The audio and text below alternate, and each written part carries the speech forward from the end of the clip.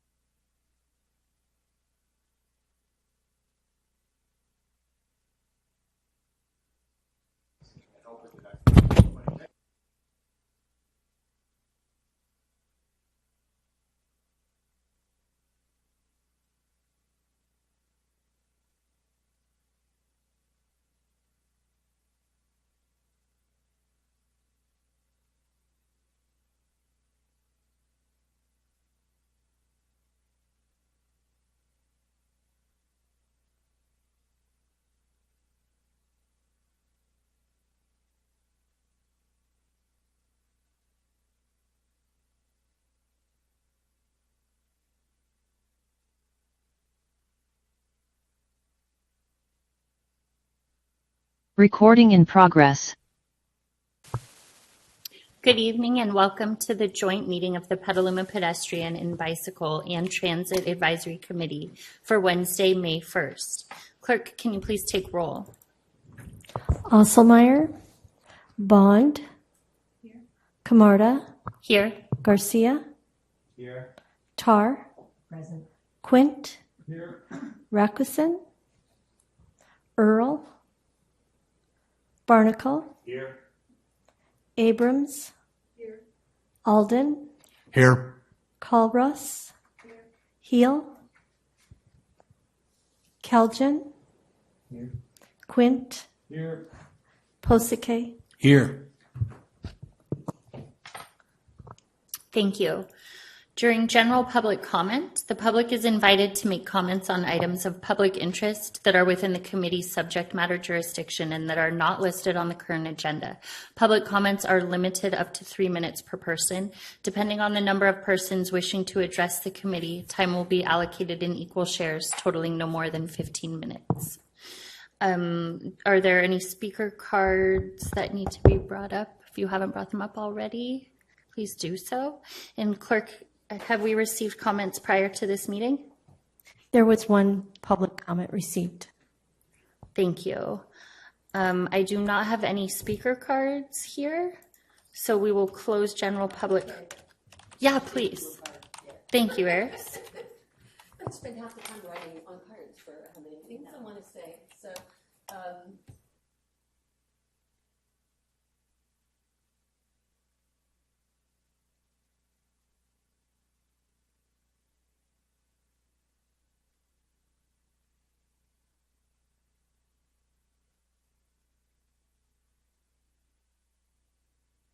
Gala.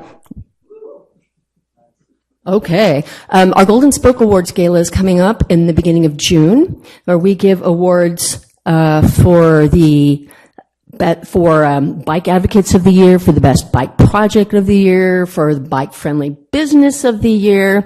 And so we're still seeking nominations for all of those categories. So if you know someone that you think has just been going above and beyond as an advocate for bicycling, if there's one of your projects here in the city that is been completed in the last year that is particularly excellent, or if there's a business that you have in mind or that you patronize or that you work at that is really good at promoting bicycling, please, you can either just email directly to me or we do have a form on our website at bikesonoma.org. Thanks.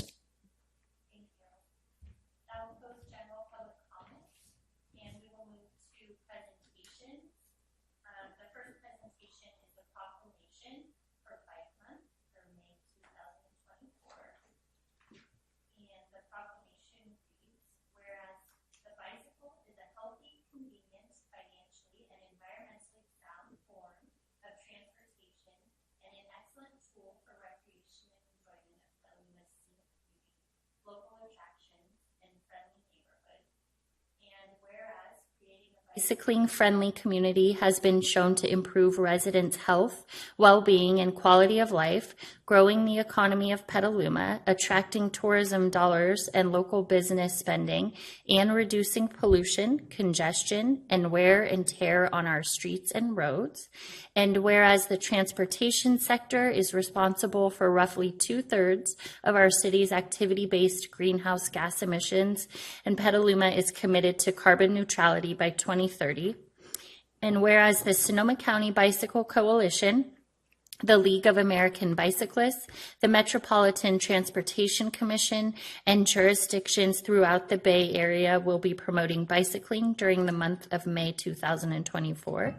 And whereas throughout the month of May, the residents of Petaluma and its visitors can experience the joys of bicycling through free educational programs, team bike challenges, and virtual events organized by these groups. And whereas these groups are also promoting greater public awareness of bicycle operation and safety education in an effort to reduce collisions, injuries, and fatalities and improve health and safety for everyone on the road.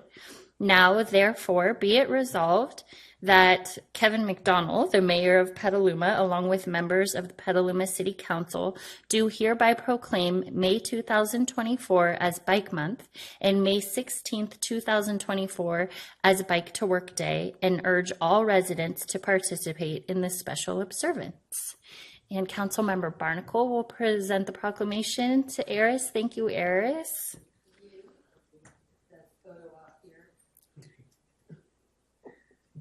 do I get to say a little bit? Please. Okay. One of the things that I love about Bike to Work Day and Bike Month is that it is a gateway. I can't tell you how many stories I've heard from people who say that initiation into starting to ride a bike. It hadn't occurred to them until someone at their office put together a team for Bike to Work Day, and they got hooked and kept on going on. This year's the 30th year of Bike to Work Day in the Bay Area. It's changed over the years, particularly COVID sort of shifted things a little bit. But it's a great event, and Petaluma has been so involved every year. We've always had multiple, locations, sponsored by the city and by other businesses here going on. And there's just so much going on down in here in Petaluma that, we appreciate you as a partner. And I just hope to see everybody out there on Bike to Work Day on the 16th. There'll be at least, let's see, there's an Energizer station at the Smart Station, I think, and I should look at the map. Go to the map, bikesonoma.org, and you'll find the map that tells you where they all are, because they keep changing. We get new ones added in. So thank you very much. Thank you, Eris, and to everyone at Sonoma County Bicycle Coalition. And now we move to approval of minutes. Are there any changes that you would like to be made for the minutes from April 3rd, 2024? Okay, the minutes will be approved as is.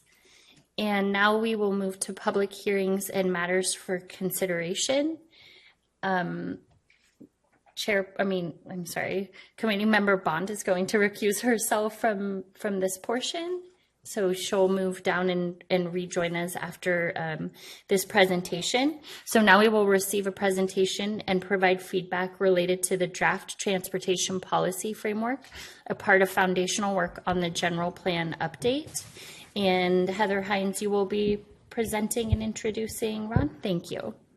I will. Good evening, everybody. Pleased to be here this evening. We are at a very exciting point in the general plan update with the release of draft policy frameworks.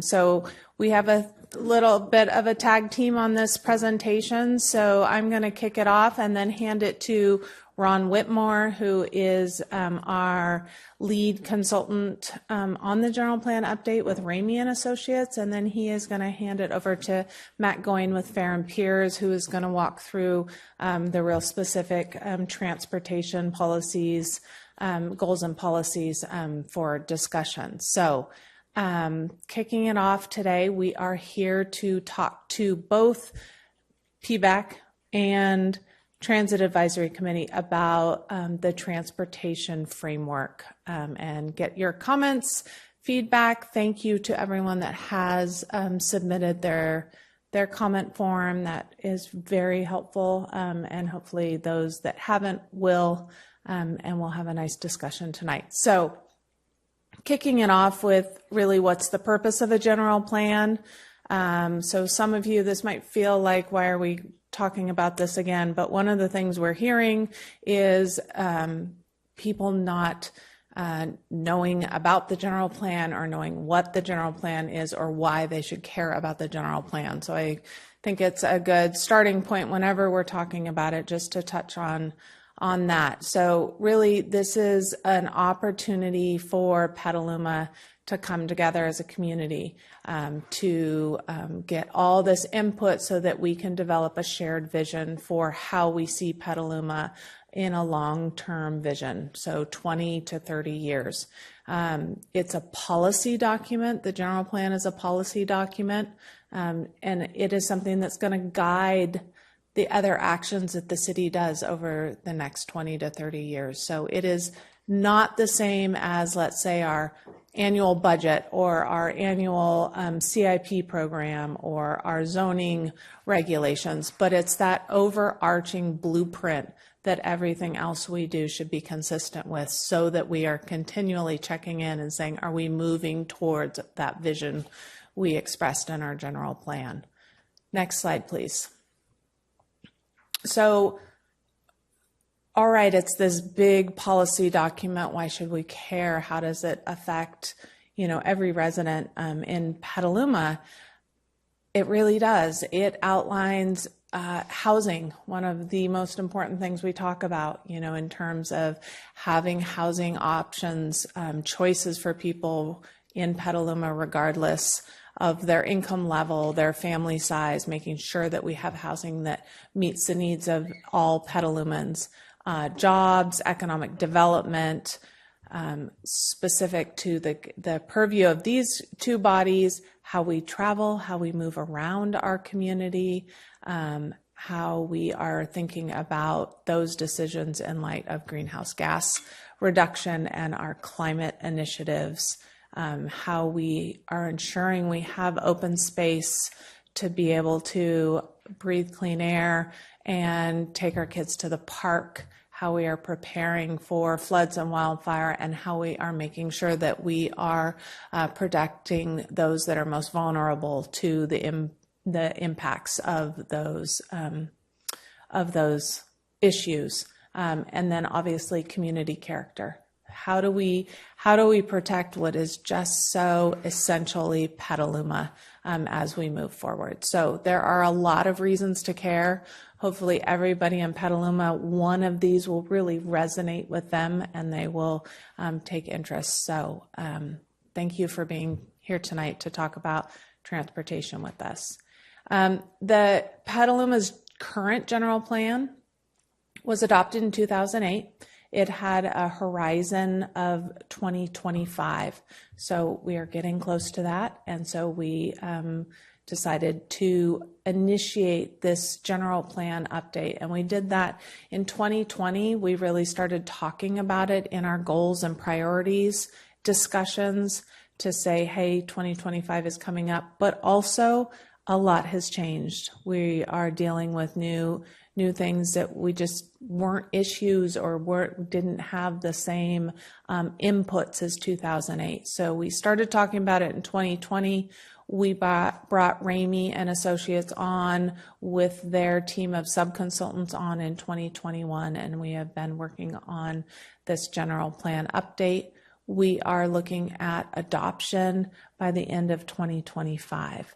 And I think last time I was before these bodies was when we were talking about the blueprint for carbon neutrality. So that is our greenhouse gas reduction strategies, and that is out. We recently, I guess day before yesterday, were at council talking about that and are now going back to update for a final draft for adoption of that plan as well.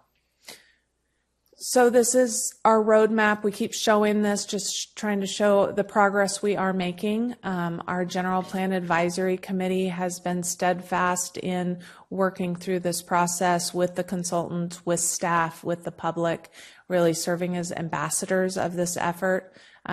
So we did a lot of discovery in the beginning, which was the existing condition reports. So you'll see reference in the frameworks to that work that was done then. The visioning to set those, that vision statement, those guiding principles, and that's also included in your staff report, kind of how that relates to this specific framework. Policy development is exactly what the frameworks are doing, is setting forth that initial policy development. And we are also well into the discussion of land use alternatives, and we'll be looking at coming out. That's what some of these maps behind you are talking about that the council was discussing on Monday night as well. And more on that will be coming out in late summer for the community. So I'm going to hand it over to Ron to talk a little bit about the frameworks and the structure of the framework specifically. Thank you, Heather, and good evening, everybody. My name is Ron Whitmore. I'm a principal with Ramey and Associates and project manager for the Petaluma General Plan Update. I'm really excited to be with you here tonight. I very much appreciate city commissions, committees, and boards, and the many hours of volunteer work that their members commit to service of their city. Thank you very much for your service.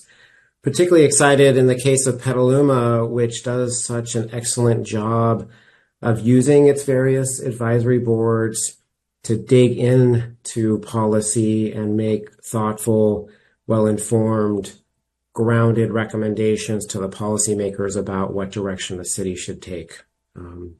So we're really glad that as we've rolled out these public draft policy frameworks, we have the opportunity to come to most of the committees, commissions, and boards and discuss them in depth. As Heather mentioned, I'll be sharing a bit more about what the policy frameworks are and a bit about what they are not before turning it over to Matt from Fair and Peers, one of our many excellent sub-consultants on our team, who will take you through the transportation policy framework. So Heather showed you the roadmap, and policy frameworks are an important step, but certainly not the final step in the process of confirming the policy that will eventually become adopted into the general plan. It's our first attempt at getting on paper the goals, policies, and some implementation actions. And the intent is to have a conversation of the goals and policies and really confirm that we're on the right track, that we have that basic structure and foundation of the general plan clear. And just so you're clear what we're talking about, goals are really describing the city's preferred future, the desired outcomes in 2045, 2050. Policies, in turn, provide the direction, the intent that, if fulfilled, should achieve the desired outcomes or goals. And then finally, actions are more specific activities, procedures, programs, or projects that are needed to achieve or fulfill the intent of a policy and ultimately to achieve a goal. I should also note here that we've had some feedback from folks that these policy frameworks are very dry and not as exciting, as compelling as people might expect a general plan to be. Apologize for that, but that's part of the nature of the role of the policy frameworks in the process. They very much are technically driven and really textually based for the most part, because we do really want people to look hard at the goals and policies and help us see if we're on the right track, help us revise them and really get them right as we proceed from here to drafting the initial draft of the general plan. There's a bit much on this slide, but the intent is to show you that we've been working on this for a long time and that the policy frameworks have many, many different inputs. As Heather mentioned, we started the project with both existing conditions and a lot of community engagement. All of that very much informed the policy frameworks, and if you've had a chance to look them over, really serve as the foundations for the policy frameworks, including the vision, pillars, and guiding principles that the GPAC worked very hard to develop and that were affirmed by City Council early on.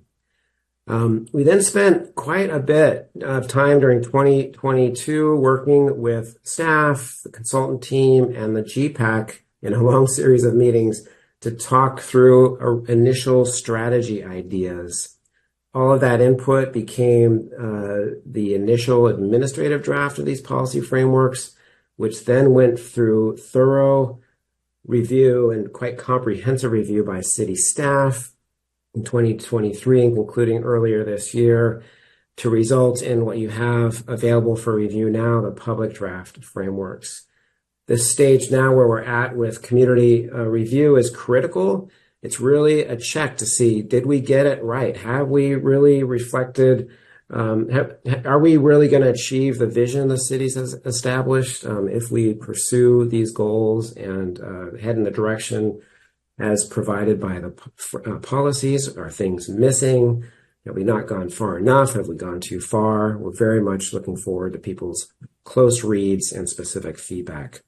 From here, all the community input will go back to the General Plan Advisory Committee, which will make a recommendation, and on to the Planning Commission and City Council. We do very much use the City Council at each phase of the project to get their affirmation and confirmation that we're on the right track, and we use that guidance and direction to inform the next steps. And so we very much are looking forward to coming back to Council after public review to have them let us know whether we're on the right track and where to change course as appropriate. There's a lot of frameworks, and All of them have a lot of information. Someone just asked me how many pages total of frameworks we have, and there's 352. I think somebody counted the number of policies, and it's over 400. And they touch on a range of topics. I should note here that we stuck with topics that corresponded with how we originally thought about the types of expertise needed for Petaluma's general plan, and very much according to what we knew are some of the priorities of the community, as well as some of the state requirements related to different elements that you need to address in a general plan.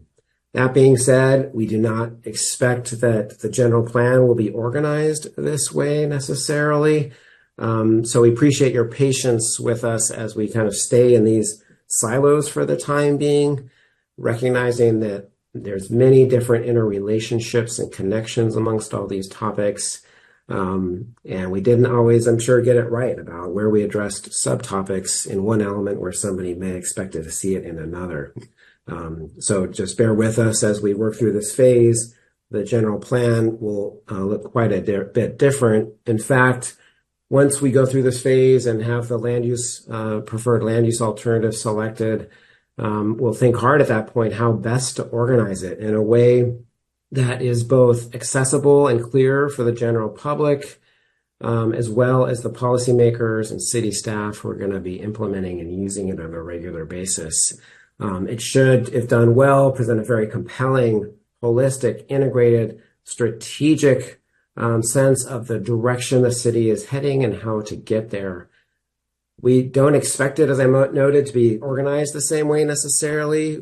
We, by law, do need to require some elements and make it clear that we've met the state requirements for those elements. That being said, we are free to organize it as seems appropriate for the city. And we would expect that, yes, we'll probably have some elements or chapters, but also make it clear that there are certain themes that run through the entire plan and where to see those themes in each of the different elements. That'll all be very crystal clear. We also want to make sure the plan is very implementable. And so we'll make it clear one way or another where there are specific actions that fall within the purview of different city departments. The city was very wise in requesting both a written document and an online or digital plan. This is great because it allows us to be creative about how to organize the GP and how to provide all kinds of different avenues through which to provide access to different topics or strategies that people may have a particular interest in. It'll also, again, be very implementation oriented. We know that in this policy frameworks, we were not able to begin identifying specific metrics or indicators that will be included in the general plan. In addition, there'll be a very clear action matrix designed to make it crystal clear what needs to be done, who's in charge, what priority is it relative to everything else, and by when should it be done. Again, as Heather noted, very much appreciate that several of you have already submitted comments. Thank you very much, and thank you for using the forum. That'll really facilitate our team's ability to integrate and make good use of your input. So thank you. If you haven't already, please do so. I think we've asked that we have these back by June 7th at the latest.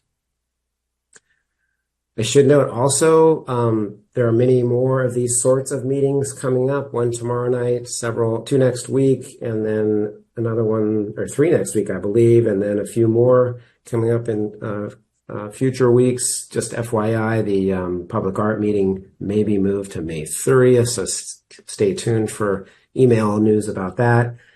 Recognize that many people may be interested in different topics. Obviously, you're welcome to attend some of these other committee, commission, or board meetings. We also would highly encourage you, and please bring your friends and family and distribute the news through your networks to join us next week from Saturday at the General Plan Fest at the fairgrounds.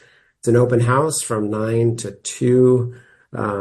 Really should be a great, fun event. Give people a chance to talk to the people behind these frameworks, provide additional comment. and get a visual sense of how all these connect in different ways. Also, folks, you yourselves included and others through the plan website can also provide goal and policy and or more general feedback on any of the frameworks. And there's a QR code to the specific website where you can do that. Oh, and here's the slide about the Plan Fest. So yeah, again, please spread the word. Plan to join when it's convenient for you that day. Again, it's an open house format, and there'll be food, prizes, bring the kids. There'll be kids activities. Should be a great day. At this point, I am going to turn it over to Matt Goyne from Fair and Peers, who will talk you quickly through the core elements of the transportation framework. Great. Thank you, Ron. Once again, I'm Matt Goyne with Fair and Peers, and so we're a subconsultant to Ramey. We've been helping the city develop this section, the transportation and mobility section. I'd just like to emphasize that there's just been so much great feedback, and input over the course of this entire kind of general plan process, including the last time that we came before you all. And so this is really trying to be a reflection of capturing that and hearing that. And we look forward to your feedback on what's valuable as a part of this effort, because we really want to make sure that this is the most valuable for you all and in a concise and clear manner. So just a quick recap of existing conditions. None of this is going to be new for most of you, but Petaluma, of course, is a very automobile-oriented city right now in terms of the roadway network and layout and how people travel around. However, there are tremendous opportunities in Petaluma for providing people the opportunity to travel by other modes, particularly those short trips that are, trips that are less than 2 miles that make up 1/3 of all the trips.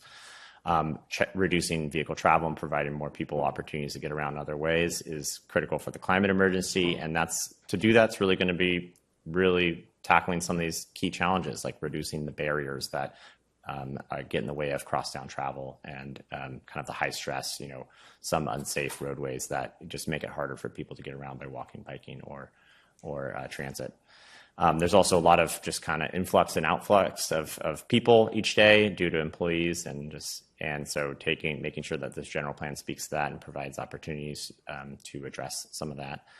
And overall, this is really about the change in priorities. The traditional transportation engineering approach that has guided this city and many cities has been about automobile throughput for many decades, and really the shift around now is to not about how far and how fast you can go, but to what is accessible and how safe are your roadways. And so you'll see a lot of that filter throughout the framework.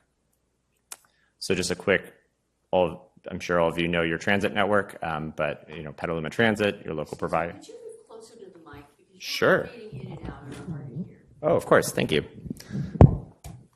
We have a short cord here, so I'm going to shift over, get close to Heather. Turn and face me and I can watch your lips. That would help. Yeah, let me know if you can't hear me. We have Petaluma Transit as well as many regional transit providers. So there's really this general plan seeks to both work with your local, Petaluma Transit, as well as make sure that there's seamless intermodal connectivity to all the regional providers that serve Petaluma. And recognizing that there's some really great opportunities for improving transit, within the center of town where, a lot of the future land use growth is going to go. Next slide. When it comes to the existing bicycle and pedestrian network, as I mentioned earlier, there's a lot of barriers to crosstown travel, for example, for people walking and biking. There are challenges with just safety, as well as just the feeling of comfort and stress on the roadways. And so some of those existing barriers are things like the Petaluma River 101, smart tracks. And then some of the existing bicycle facilities are really just located on roadways with high vehicle speeds and traffic volumes that make it a higher stress. So the foundations that we started with from the original general plan process include really the vision, as well as these key pillars that are listed here. The transportation section should really address the climate action, resilience, and sustainability goals for the city, as well as the equity, justice, and demographic changes, just recognizing that the city needs to be accessible for all people, all ages, and all abilities. Next slide. And here are some of the guiding principles that we pulled out of the long list of guiding principles that really applied most specifically to transportation. That includes transportation, of course, has a critical role to carbon neutrality, as we've heard many times. And it can play a huge role in promoting social justice, economic justice, helping physically and psychologically connect the east and west sides of the city, making a more affordable, welcoming, accessible, age and family-friendly city, supporting our downtown, prioritizing the movement by walking, biking, transit, and other transportation alternatives over automobiles. Of course, that's foundational to what we're going to be talking about. And then it also ties into our the development and land use planning principles as well. So the way that the section is organized, and we really appreciate those who've already done a deep review, because I don't want to go into every single policy and action in my presentation here, but just starting with the overall roadmap of how this is structured. This is structured around values-based, really trying to address some of the fundamental principles of how people-centered mobility can work within the city of Petaluma. And, previous iterations of the general plan, the current general plan, are based around modal priorities, kind of a bicycle section, a pedestrian section. And the challenge with that, of course, is that we all travel by many different modes, and we are not defined, by the way that we travel. And so this restructuring is meant to structure around kind of each of the key values that goes into our transportation network. The first goal is really about thinking about how to use the 20% of Petaluma's landmass that makes up the existing roadway network, and defining the modal priorities and how those streets should be designed. The second priority is about making sure that the climate emergency resolution filters down into the way that the transportation network is planned going forward. Goal 3 is about that concept of access. How many places can you easily get to within, where living your daily life, access to jobs, access to parks, schools, opportunity, and making sure that's equitable throughout the city. Really, that's kind of the shift from what the kind of past paradigm was, which was how far and fast can we get, in a limited amount of time. And then a kind of parallel to accessibility is safe and healthy mobility. So if we're kind of, instead of looking at that, how many places can we go? Can we do it safely? Is it support healthy travel? Is that complementary safe systems and Vision Zero style planning? The next goal is really about kind of practically how do we integrate land use and transportation planning? How do we set a vision for doing that? And then the final goal is about just how do we make sure we do this in a timely and efficient manner to meet the needs of the community, given the importance of this framework. So I'll go through each of these just with some quick highlights of what they do include. I'm sure you've read it already, but so starting with the Petaluma's Transportation Network Reimagined. This is really about setting modal priorities, making sure that the city is going to, design complete streets going forward, and building in green street standards. And that includes things like figuring out how to incorporate more trees and more, bioswales, all that type of stuff within the street standards. And street standards are a great example of the type of implementation document that comes out of this visionary document, where this sets the direction and then future efforts dig into the details to really figure out how this works, on each street throughout the city. And then also there's really just reimagining how you access the Petaluma River, both to the river to take advantage of it, as well as along the river as well. The climate emergency resolution, this is really focused on making sure that the city prioritizes low carbon travel and has a variety of policies and actions associated with enabling that. Fulfilling the blueprint for carbon neutrality there's a few actions in here, but there's a much broader set that are within the blueprint for carbon neutrality. So this is another example of where there's already an implementation document that's draft. And so we would appreciate your feedback on how much detail goes into the general plan versus just letting the the blueprint speak for itself. And then finally, making sure that any new development, land use development that comes in is aligns with the climate goals for carbon neutrality. The equitable access for all goal includes several tiers about just making sure that people can get around the city and get where they need to go, as well as connect to the region. And so we want to start, equitable is first, because this is, really relates to that vision and the guiding principles of making sure that accessibility throughout the city is equitable, and really building a framework that makes sure that everyone that's inclusive for ages, abilities, different demographic groups, people who don't own cars, kind of all the ranges of making sure that people have the opportunity. Transportation is not a limit to opportunity within Petaluma. The seamless multimodal connections is really about making sure that you're able to connect to regional transit services, while connecting East and West Petaluma is just about connecting within, the two sides of the city that is so important to the city.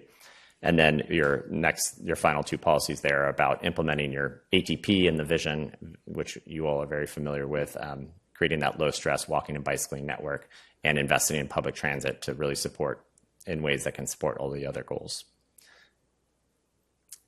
Now shifting from the kind of accessibility, how do you get to where you need to go, to the safety and healthy, and make sure that you're safe while doing it. The safe systems approach is one that is actually required to be incorporated in all general plans going forward, but not until 2025. So Petaluma will hopefully be one of the first to really incorporate this into the general plan, and this will guide roadway design, the system that it is for getting around the city, and really making sure that vulnerable users such as schools and places near parks or senior centers are really prioritized for roadway safety. Making sure that places where there's going to be a lot of people are prioritized as well, the intermodal network connections, and making sure that evacuations, all this is balanced with evacuation needs for the community. And then finally, there's an item about making sure that traffic enforcement is impartial going into the future. Integrating land use and transportation planning is, really critical to the climate planning goals, but also really this sets out the ideas of how the city will be going forward in terms of updating building codes and land use standards to make sure that low carbon travel is prioritized when new development land use changes come in. That means, making sure that everyone has, great sidewalks and is connected to bikeways and has transportation demand management measures to provide the education or transit, pass subsidy type, just engagement with new residents and existing residents to help them get around.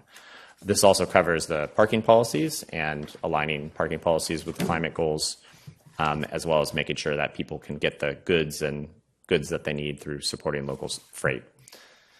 And our final goal is about making sure this is done in a timely and efficient manner. It involves, collecting making sure that the mobility priorities are prioritized and implemented in all decisions that the city makes. Collecting the right data to make sure that that the city knows how well it's doing and tracking through all those goals previously. Making sure that residents are engaged so that, it's really a collaborative effort in terms of developing kind of low cost, near term, needed solutions, identifying, the needs of the kind of local experts in their communities, and just making sure that the cities, continue to look for creative funding strategies and implementation strategies as well. So with that was a quick overview. And we look forward to your questions and comments. All right, thank you so much. So at this point, we'll ask the committees, and we'll start with PBAC to see if you have any questions or clarifying questions for staff before we open it for discussion. Councilmember Barnacle, can I start with you, please?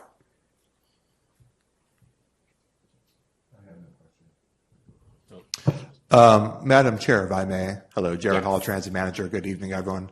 Unfortunately, we're having some technical difficulties tonight with the mic, so I think the ones that are working, we may have to play past the microphone a bit. So I'm happy to help facilitate that. I'll grab one right now because I'm not sure if your mic is working, Councilmember Barnacle. I think somebody can use mine too for right now. Thank you.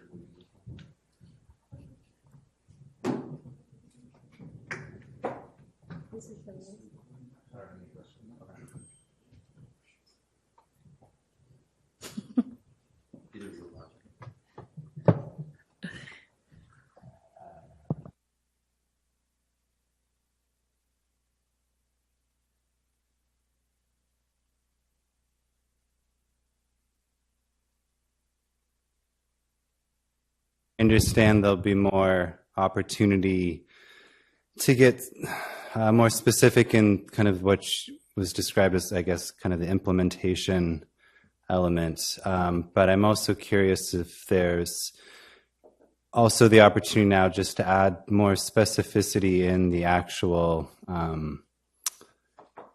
actions, just to try to kind of buff them up a little bit to give a little bit more direction to what the action could be. So just kind of a question around when can we, is that an appropriate time to give feedback as well, just to say, can these policies or can these actions be improved in their implementation language to begin with?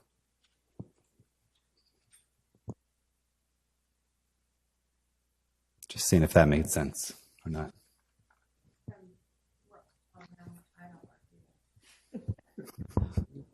Ron, can you hear?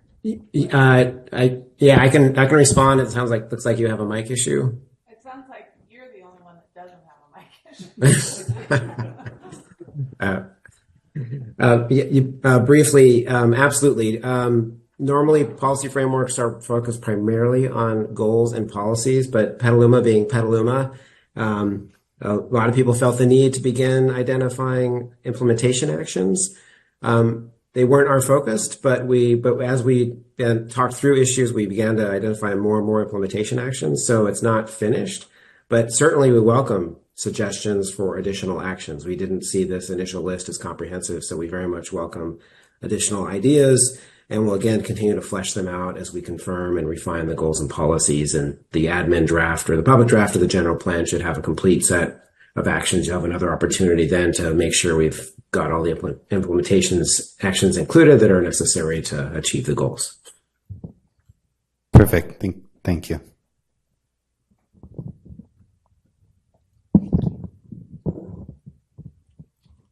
I don't have any questions either. We've been dealing, as a committee, we've been dealing with this issue for the last 3.5 years. So I feel okay with being reasonably versed on this. Thank you.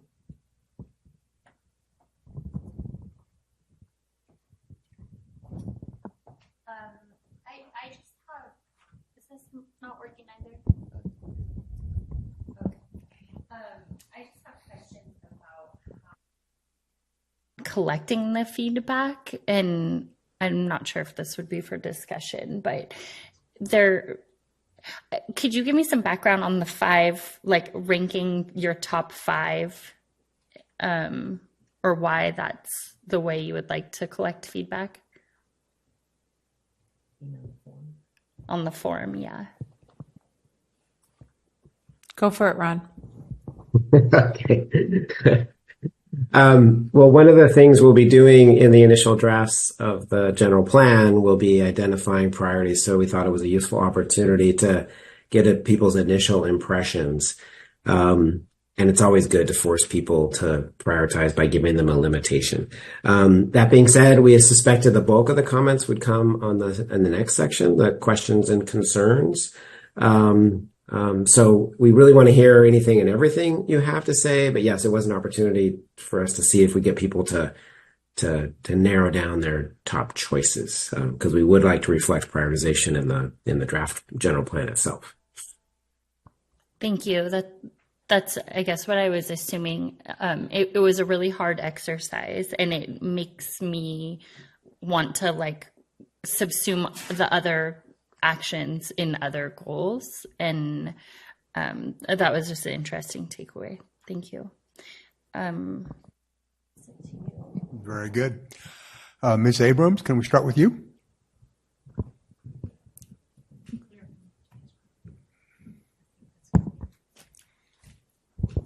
guess my question is, I'm not completely clear on what the appropriate questions are at this time, as opposed to when we're giving comments. Questions should be things that you are not sure you have enough information on which to comment effectively quite yet. If that helps. Okay, then I don't have a question. Thank you. Thank you. Ms. Colross, if you could pass the mic to her. Hi. The plan talks about 2 miles being a reasonable walking and biking distance. And is that 2 miles there and back, or 2 miles one way? I think that's part of the existing conditions section, which is trying to look at what trips may be easy for people to shift to other modes, such as bicycling, for example. So that would be a one-way trip. So, thank you. Yeah. Is it? Okay. Councilmember Posake, any questions? One, I think. Can you hear me? Am my mic working? I think so. No. It's working. It's working. Okay. In terms of freight assets, which would be under policy 5.5, I just wonder, how much of an asset these items are. When I was on the airport commission, I believe the only freight coming was via UPS, and it wasn't a very, large percentage of our GDP or whatever. And I just wondered if there are any stats to support that in terms of listing it even. And the marina, I'm not aware of any freight traveling through the marina, but I could be wrong. I don't know that. Can anyone say anything about it? Mr. Goin, I assume that's addressed to you? Yeah, I don't have that sort of information. I wonder if any of the city staff have that. About how much freight that come in and out? I do not have that off the top, but. I'd like to offer an observation. Very good. Living over by the business park, there's really quite a bit of freight moving over there. And I think as a community, and we, if we want to encourage additional economic development, I think it's important to keep that in consideration. But yeah, there's a fair amount of truck movement over there. You're saying it in the business park?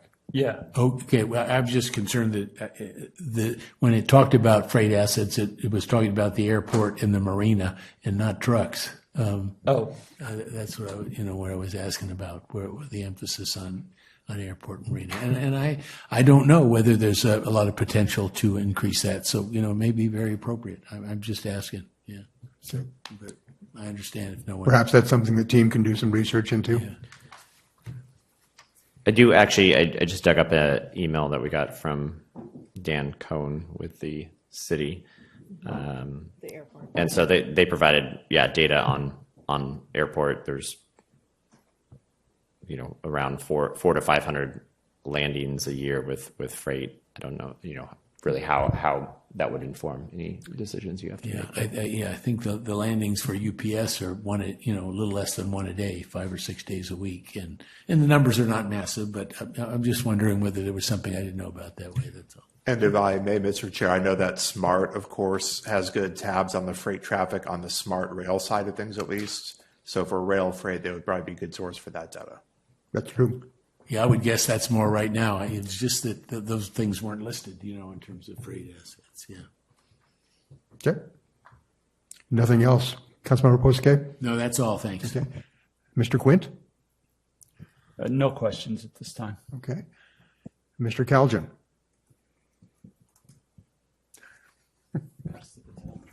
Thank you. There were a couple of items that reference networks and maps that I didn't see included in the plan. Is that something that I assume was part of the existing conditions report. Is that correct? Do you have a specific citation? Sure. So you high entry networks, transit hubs and nodes. You talk about high stress networks. These are all things that I'm sure you have mapped somewhere. I just didn't see them referenced in the document. Yeah, existing conditions report. This policy document has a brief summary of the existing conditions report, but all those details are generally in there. There's like high entry network, for example. Some of this, like a low stress network, is from the active transportation plan, and so that's was recently published. Since a lot of this was wrapped up, but that's available as well. Okay, thank you. Nothing else? Okay. I just have one question. It may be an awkward one. I think it's probably addressed mostly to Mr. Whitmore. So many of these documents talk about carbon neutrality by 2030. You've already heard me make comments previously that a lot of the resources required to get there are not called for, so that was going to make the goal difficult in any case. But then in the Monday evening council meeting, it was clearly acknowledged by Mr. Yurkovich of your firm that we weren't going to get to carbon neutrality in 2030. How is the general plan going to be buttoned up where all those references are obsolete? What do we lay out instead as a goal? How do you do that as the report editor?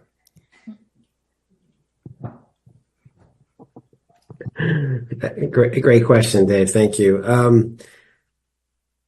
The principal challenge we've had is the two efforts have been moving along concurrently, and it's been sometimes difficult to keep them perfectly aligned based on the timing of different drafts.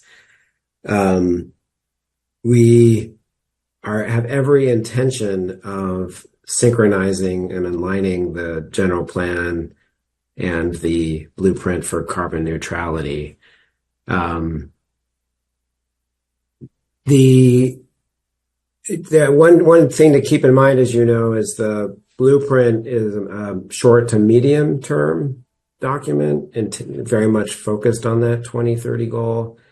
The general plan, in contrast, is a 20 to 30 year plan with a different planning horizon. And so, as Matt mentioned earlier, there's a bit of a difference there in terms of the high level long term policy document that is the general plan and the nearer term, more functional plans that a city will adopt, like a CAP.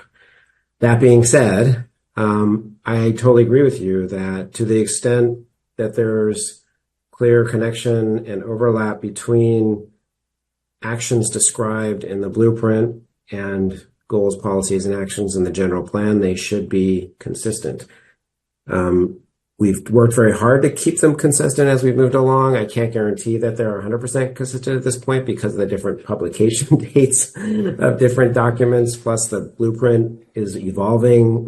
In fact, a new draft's going to come out soon based on public comment. And so we'll certainly look at the final adopted version and work very hard to ensure consistency. Does that answer all of your question, or was there also a question about more specific targets or metrics? I think I did have one more question there, and I did not mean to make it awkward. I certainly understand different reports, different timelines, goals change. I guess my question is, what will the final general plan call for? Carbon neutrality by 2040? Getting close to carbon neutrality by 2035? What do we think our metric might be? That's a good question. I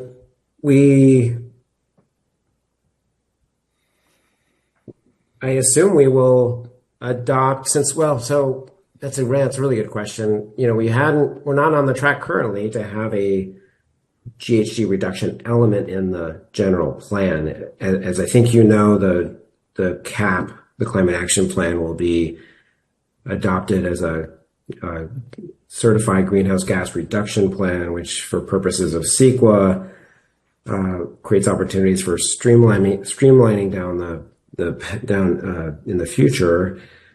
And based on all that, and to have a certified plan, it has to be well aligned with state goals. As you know, it's on track to exceed state goals, but achieve those state goals much earlier.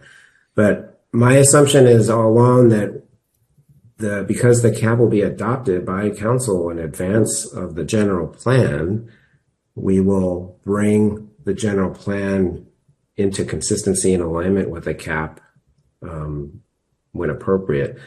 Whether or not we have a specific GHG reduction goal or target included in the plan, I haven't thought about that, quite frankly.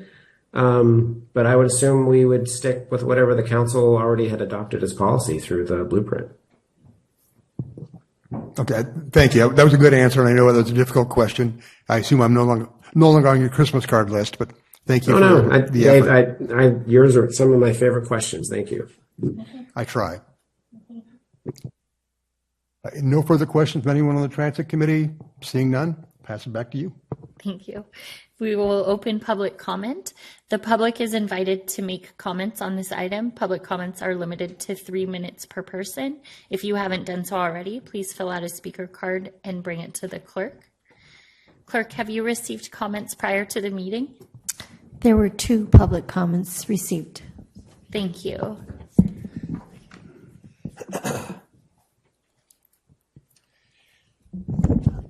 Good evening. My name is Pete Gang. Over the last several months, I have spent hours looking in close detail at the Blueprint for Carbon Neutrality, the Active Transportation Plan, the city's goals and priorities, and now this framework.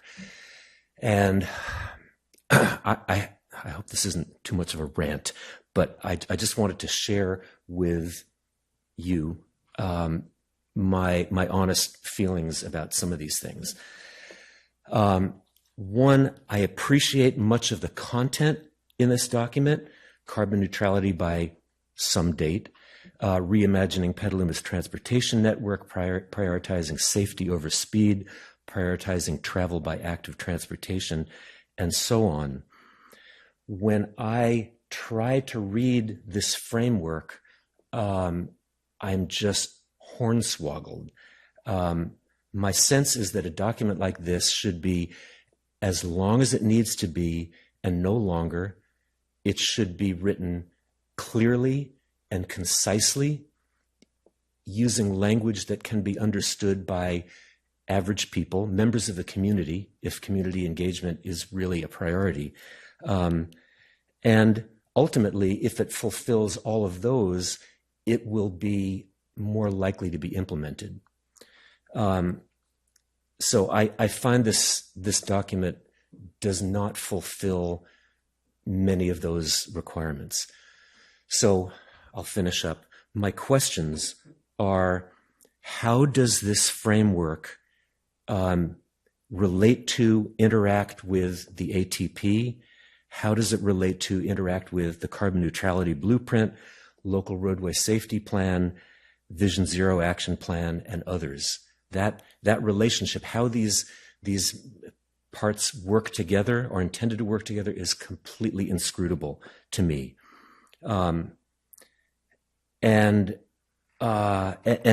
also, I personally get lost, completely lost, in trying to understand the relationship between vision, pillars, principles, and goals. Anyway, I would hope for more clarity and brevity. Thank you.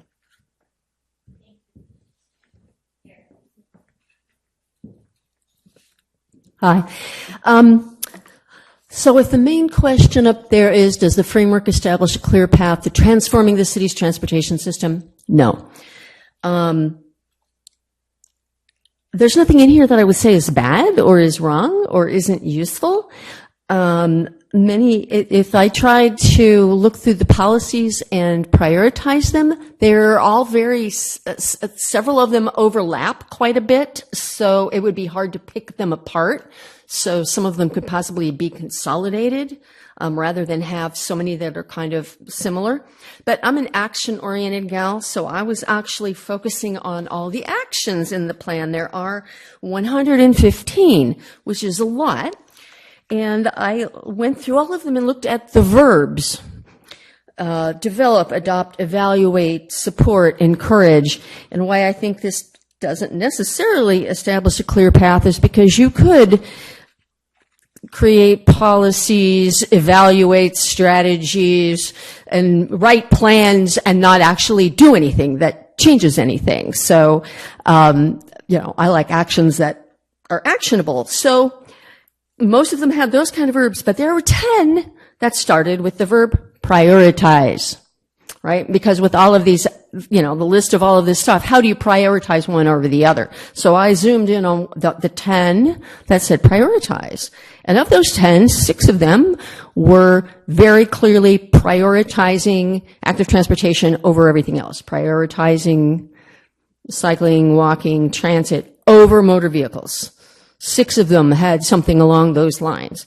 3 of them had to do with promoting safety, which is, prioritize safety, which is kind of vague, and reducing speeds. So the majority of any time the word prioritize was in there had to do with this. So when the budget happens, right, if that's really going to be the city's priority, then I would expect that the amount of the budget that goes to that versus, vehicle transportation be substantially higher.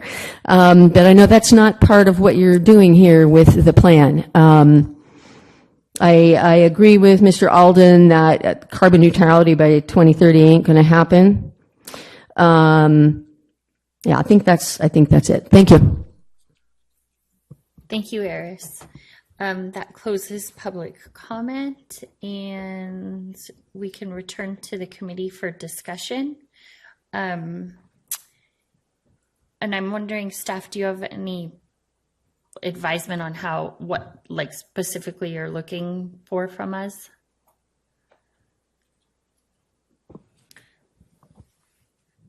I'm gonna let Ron take this if there's something specific other than the prioritization and concerns that are in comments. What other feedback we'd like to hear?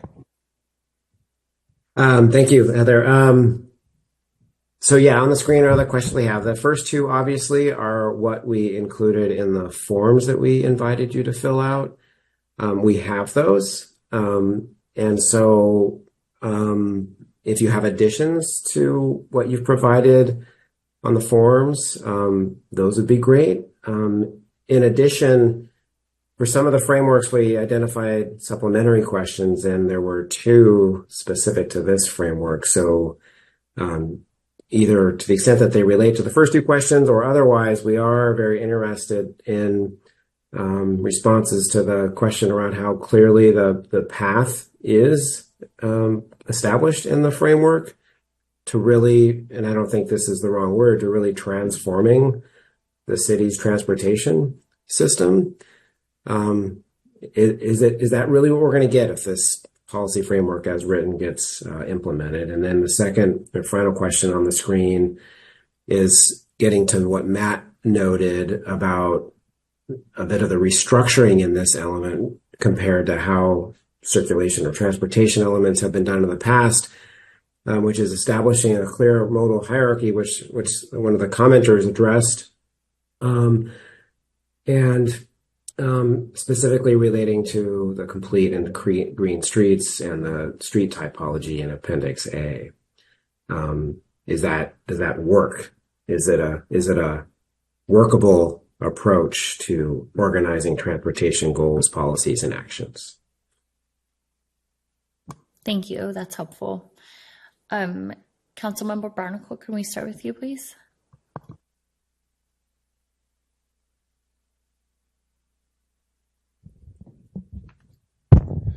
Thank you.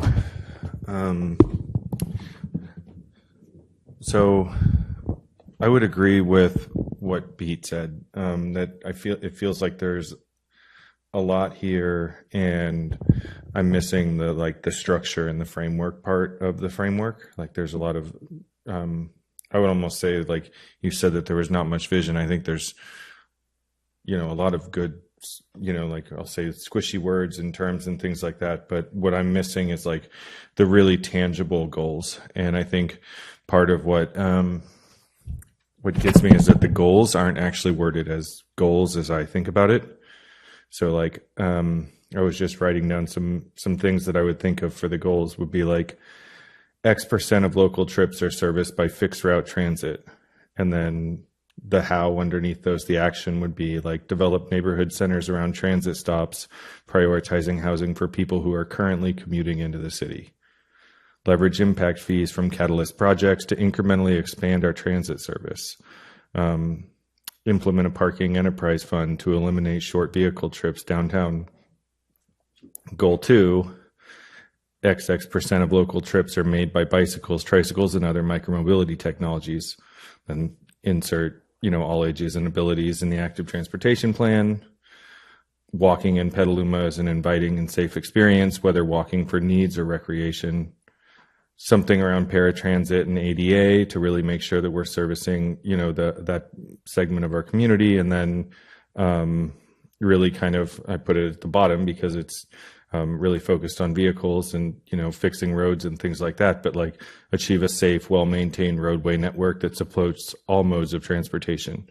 And like those types of goals to me feel much more tangible and what I would kind of expect to see us sort of like driving towards, because the organization of the goals around values, I think really kind of gets to what Nicole said, which was a lot of overlap, just a ton of overlap of like with like this is vision 0 and this is healthy and this is equitable. And it's like all those things are like values and they absolutely belong in here, but I think they belong in the pillars, the pillars, the guiding principles, things like that. And in the goals, I would just expect it to be like really, really tangible, like outcome oriented things that we're hoping this framework is going to get us to.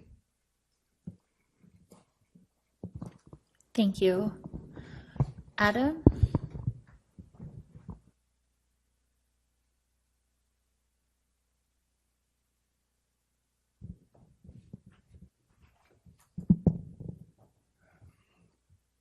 All right. Let's see. Yeah, agreed with previous comments just around needing to streamline, I think, a lot of the repetition, and Councilmember Barnacle's comments just around goals, I think makes a lot of sense as well too, just having those be something still high level, but more specific than what they are now. And one of the things I guess I was looking for also that starts to get there but might help guide this a little bit, especially for transportation, there's a lot of regulatory or requirements. There's other informing documents. For me personally, near and dear is obviously kind of the Vision 0. And so I think just to touch on that real quickly, it's mentioned, but you have to kind of think about what are we trying to implement around Vision 0? So getting back to, let's say, the Vision 0 action plan, and trying to then say, what is it within the Vision 0 action plan are we trying to implement within the general plan? So thinking about how these guiding documents can inform the policies and try to make sure that there's consistency and there's that connection. I think that's, I've got a lot more other comments, of course, that I'm going to submit, I think, in writing. But to just go down a little bit more from the Vision 0, I think one of the things that we're focused on, I think that can help with actions are some of the progress metrics in Vision 0, for instance, and thinking about what are we actually trying to achieve from these high-level goals. The project's metrics are essentially kind of the actions of Vision 0. So thinking about what from those can we be more explicit in the general plan policies. One of the sections I noticed that just didn't have too much on one of the themes in terms of consistency was actually kind of around enforcement and drunk driving, inebriation. I know that's a big part of Vision Zero, is making sure that people are driving safely, but there wasn't really any mention of that in terms of the policies. So that's, just one quick example of trying to find that thread between what are the guiding principles that we're already following and committed to, and how can we make sure that those are being expressed clearly in the document as well. And with that, I think I will close there. Pass it on to you, Marcia.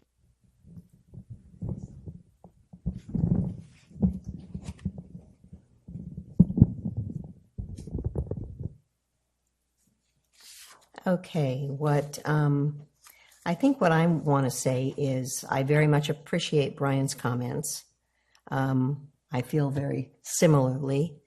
I also appreciate Pete Gang's comments because I want this written in such a language that anyone in Petaluma can easily pick it up and understand immediately what it says.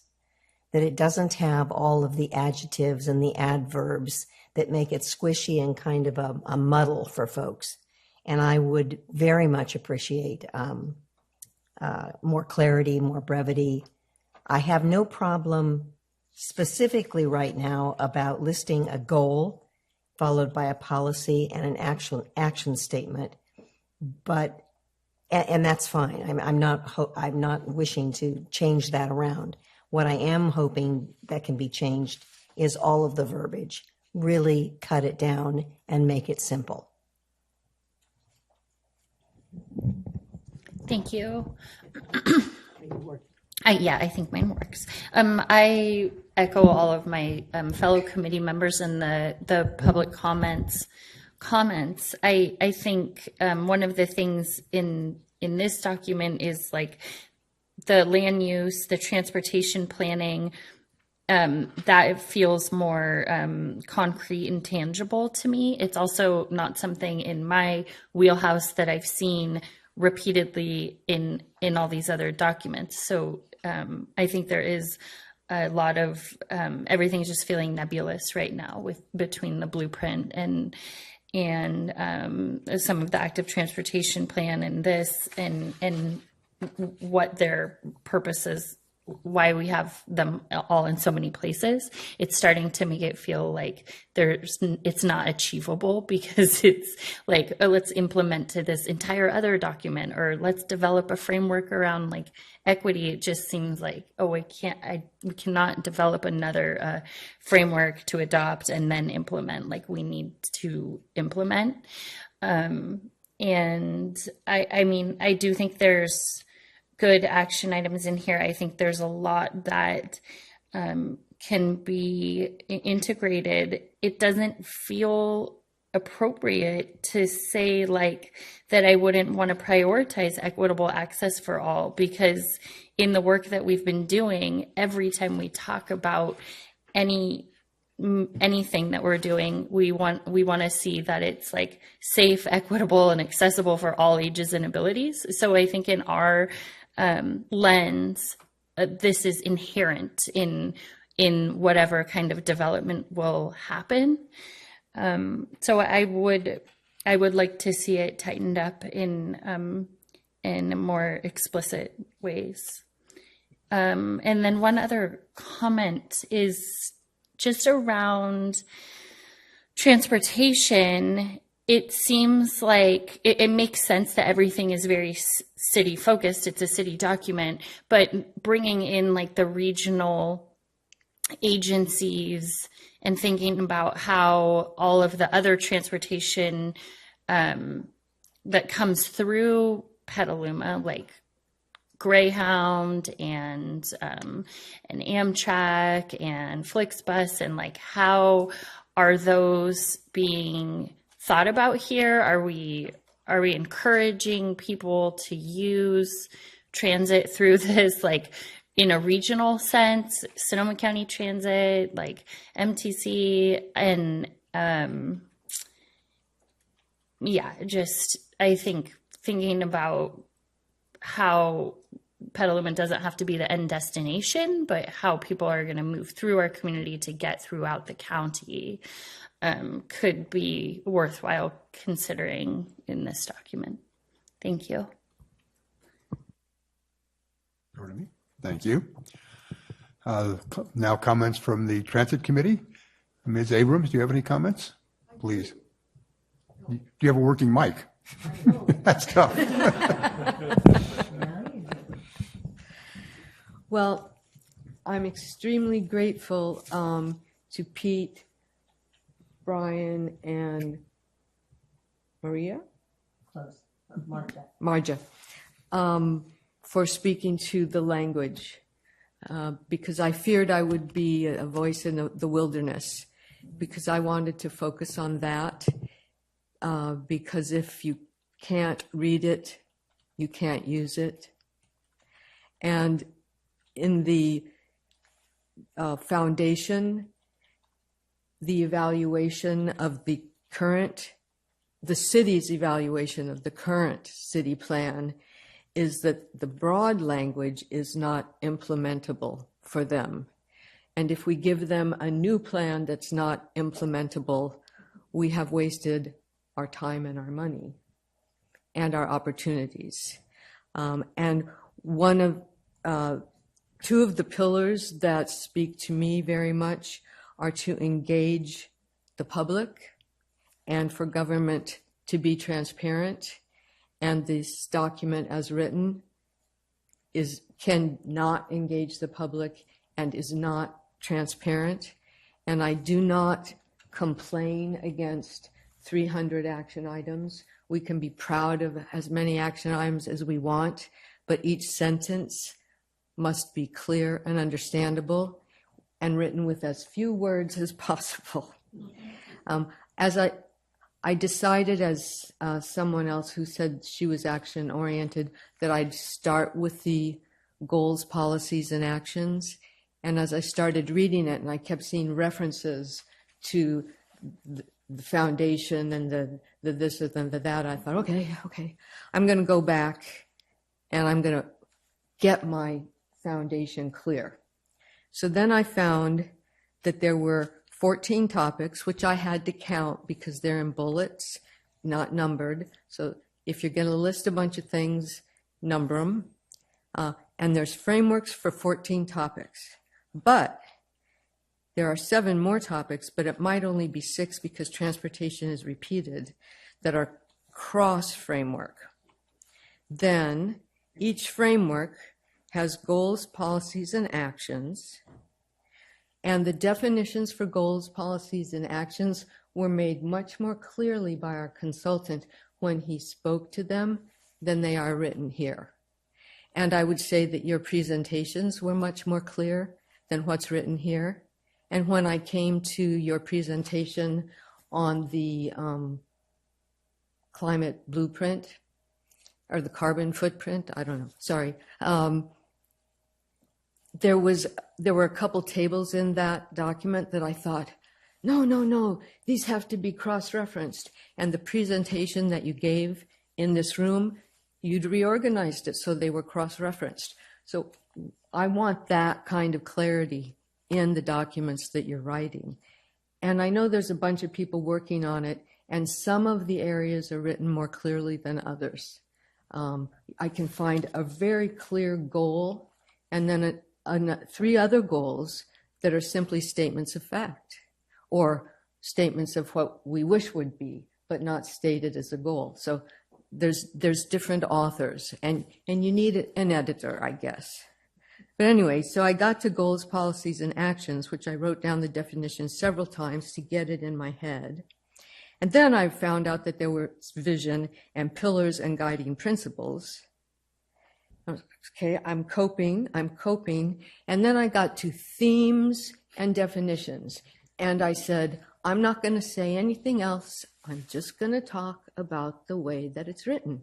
But if you could have gotten rid of the word themes and just stuck with definitions, because that's all that it was definitions, I could have continued. And your definitions are often using the same words to define. And I've got all the examples, which I'm not going to punish you with right now. But if you want to talk to me, I'd be happy to talk to you about that. There's so much good here. Don't bury it. Please don't bury it. That's all I have to say. Thank you. Ms. Colross? Hi. I work in public health, so I'm used to dense language and often vague language, where you have to pull out the real meaning from it. But I'm also used to having to translate documents into plain language for lay audiences. And it is very possible that it is necessary that this policy be translated into plain language for different audiences. And that's an opportunity, actually, to integrate the different policies. So I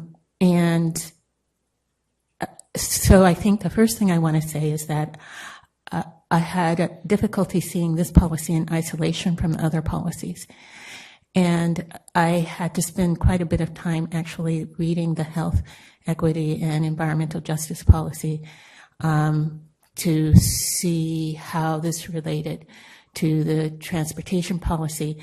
And then I realized that there were many, many other policy frameworks that I had not read. So I think some of the things I want to point out is, first I want to say that 2 miles is not a reasonable walking distance one way. I want to say that definitively for anybody who's over about 15 years old. So, and if some of these goals and actions have that in mind as a goal, 2 miles, that needs to be rethought. And so the other thing is, I want to take this opportunity as a renter to talk about the focus on EVs. Because I don't know if anybody has actually asked people who don't own an EV, what is the barrier to owning an EV? And I might own one. I have nowhere to charge it conveniently, even if I could afford it. And this is a problem. This is one of the reasons we won't reach carbon neutrality by 2030. And I don't think that that's sufficiently articulated in this framework. I also don't think the geographic layout of Petaluma is articulated in this framework. Not the barriers, not the river and the freeway, but the fact that the east side is heavily, heavily suburban and spread out. And this is a challenge. And I don't know that that's sufficiently acknowledged, that Petaluma over the years will have to figure out how to move people out of their cars in this geographic layout.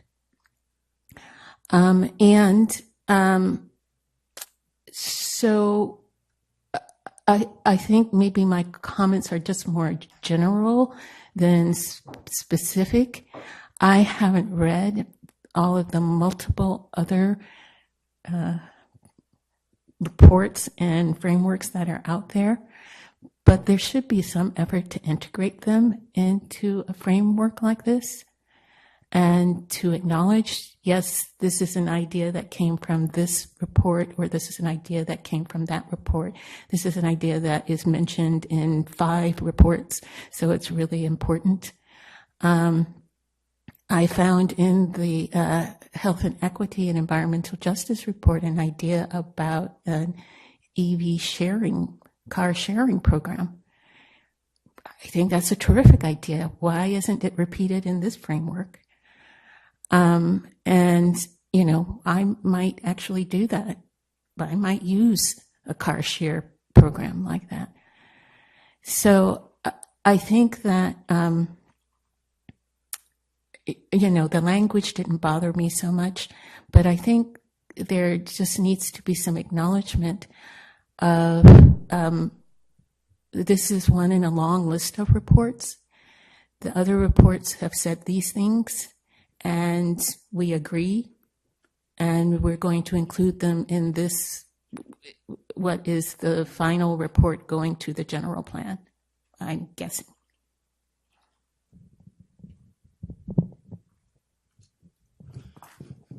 Thank you. Councilmember Posake, any comments? I didn't mean to wake you up. No, I'm thinking, I thought there was someone else before me. I certainly agree with folks talking about more brevity, with trying to delineate a path, but I think Patty there, in talking about some of the issues we have with delineating a clear path at this time, makes it hard to state what the clear path should be. I, as a member of City Council that complains as much as anyone about what we've been trained by staff to understand. I mean, we understand it, I think, that this idea that all staff have 90% of their time taken by things they have to do because of state or federal or something we passed in the past, and that leaves only 10%. When I see a lot of actions and stuff that start with, wait a second, I can't keep track of my notes here, with study, develop, evaluate, investigate, I start thinking that this general plan is a plot to totally get rid of any time we have to do things that come up new. If they're emergency, we'll do them, and everyone will agree if they're an absolute emergency. But it gets tough to say, gosh, can't we, do this quickly and be done with it? And I know that's not easy and such, but that's the way I see some of that stuff that's vague. At the same time,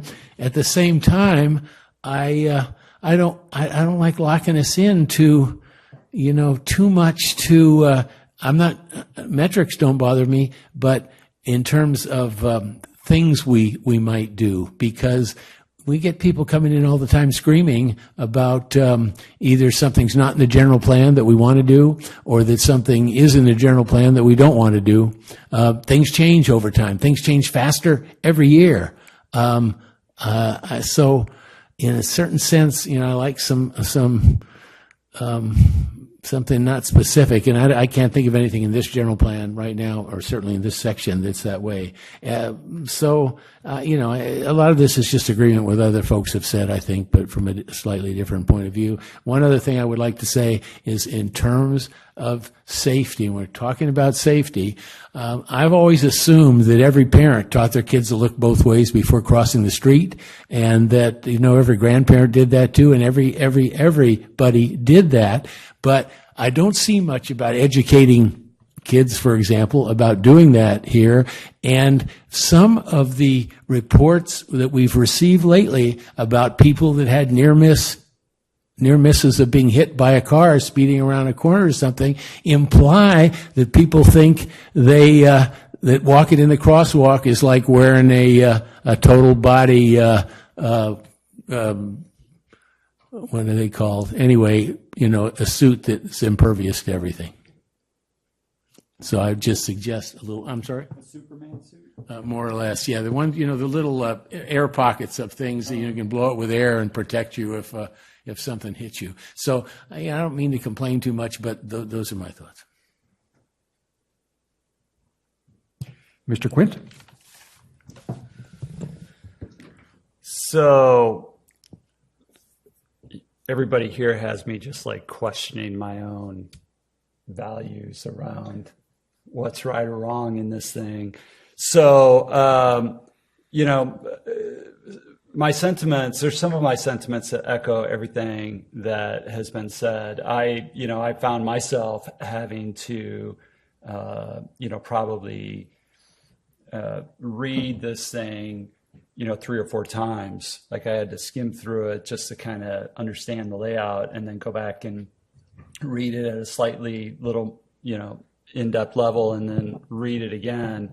So the comments that I'm hearing, I think are all valid. However, I would say too that I think there's good stuff in here around, the goals. I'm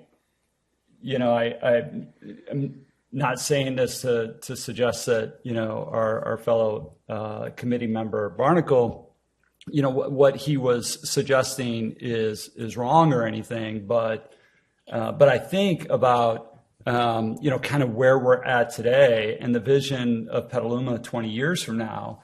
And, some of these goals resonate with me. They're higher, they're sort of higher level, a little more esoteric. But, as I start to get more comfortable with this, some of that stuff seemed appropriate. Reimagine Petaluma's transportation network. If we ever get to a point to where we can encourage, more dense living downtown, fill in some of the empty lots, have it become a little bit more of a dense place to live. We're going to need better transportation. We're going to need, our public transportation is going to have to grow and evolve to work with that, but to accommodate that. But I don't know that we can, lay out, specific details for that here. To me, from what I read in the document, it seems to be going. To me, it feels like it's going in the right direction. The idea about actually having standards for streets. My God, I was riding my bike through a neighborhood 2 days ago, and it never occurred. So over on the east side, riding through a neighborhood that I don't know. I'm guessing it was probably built in the 80s. Maybe I'm off. Maybe it was the 70s. I don't know. There's not a single ramp on any of the sidewalks. Right? It blew my mind that we've got neighborhoods where we allowed streets to be built without ramps on the sidewalks in the last 40 years. And just having some framework around, look, when we have a lot of activity going on now with rebuilding our streets. I want to make sure that we have the right framework in place to make sure that we don't feel threatened when we're riding our bike down it, that it's a shared space for pedestrians, for people on, micro mobility devices. This,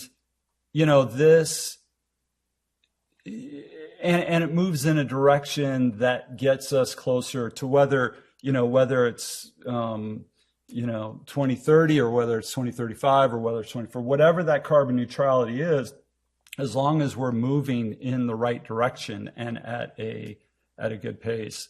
And to me, when I read this, I feel like the framework is taking us in that direction.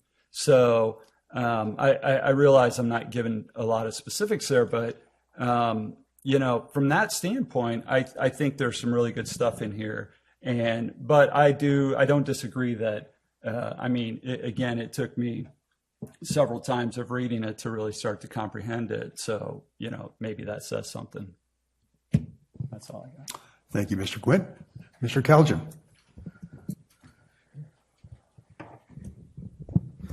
So, back and clean up here. A lot of stuff's already been said.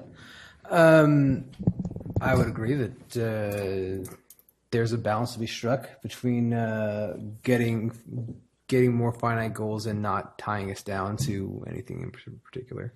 I would agree that everything in here seems great. Yeah, pretty good. I think a lot of the things I was going to say have already been said, but one of the things that I noticed that came up a lot was modal specific. Either we were talking about, no offense to our fellow council here, either we were talking about pedestrians, either we were talking about bicycles, or we were talking about transit. And I think that one of the things I fear that prioritizing that by not including wheels of all sizes, however you want to phrase it, bikes, trikes, skateboards, all that kind of stuff, I think that it might, I don't know, I think it's better to use more inclusive language, is all I was going to say. I agree that there's some stuff that overlaps. Yeah, I don't really know that I have much new to add to what everybody else has been talking about. So with that, I'll just clam up. Okay, I guess I get the bat cleanup. I've got just a few random comments. I don't know how many of you here have read the governance and implementation framework. When I began asking questions about the other frameworks, Mr. Whitmore suggested I read it. It was great advice. Thank you. It reminded me, and it's something I knew, but I had forgotten, that to a lot of us, we think of adopting a general plan as reaching a goal line. It's not. What happens in the future is the council every year will set their own goals, set their own budget.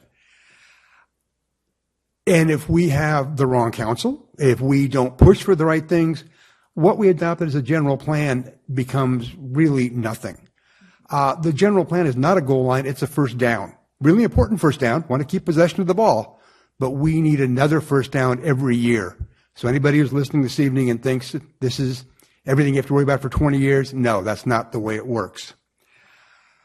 Sort of unrelated topic, every general plan I've ever read, and I fear it's going to be here also, there's no real sense of urgency. No matter how important something is, it just feels bland. You know, I want Tom Clancy to write a general plan. As we take our final cut through it, I'd really like people to be motivated when they read it, not just to plow through it. Complete streets. One of the really cool things that's in here, and I'd missed it the first time, I caught it when I read it today, is we are going to do our own definition of complete streets. I don't know how many of you have followed this, but there is a lot of dissent within the urban planning community about the Smart Growth America effort at complete streets. What has happened over the years is in order to get a lot of cities to adopt it, in order to get states to issue grants based on complete streets, they've allowed the concept to be dumbed down.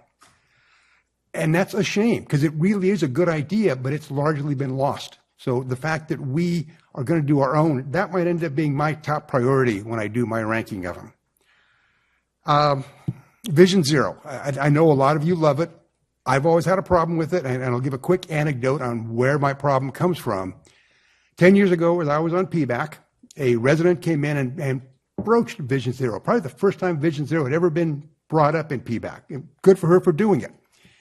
We got done, and the city engineer, very nice guy, no longer works for the city. I won't even mention names.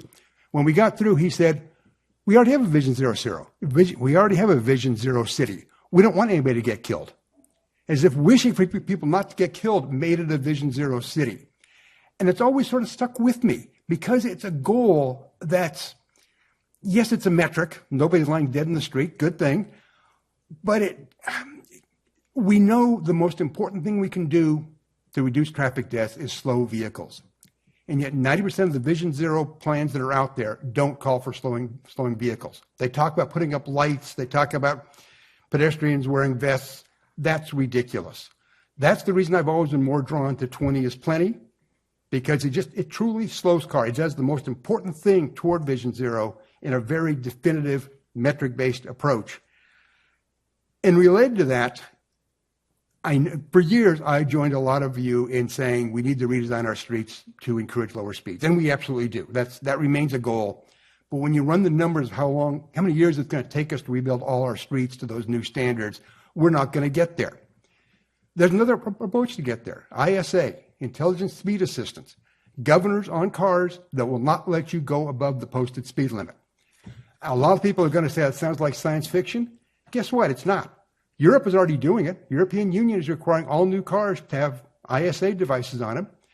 Ventura County has refitted all their rigs with ISA, except for the sheriff rigs. They get away with speeding, but everybody else has to obey the speed limit.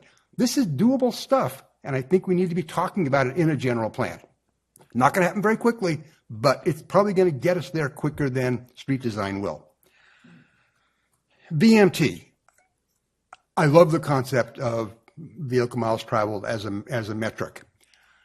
I am disappointed that we and other cities have implemented it by drawing a line saying properties inside are good, properties outside are bad.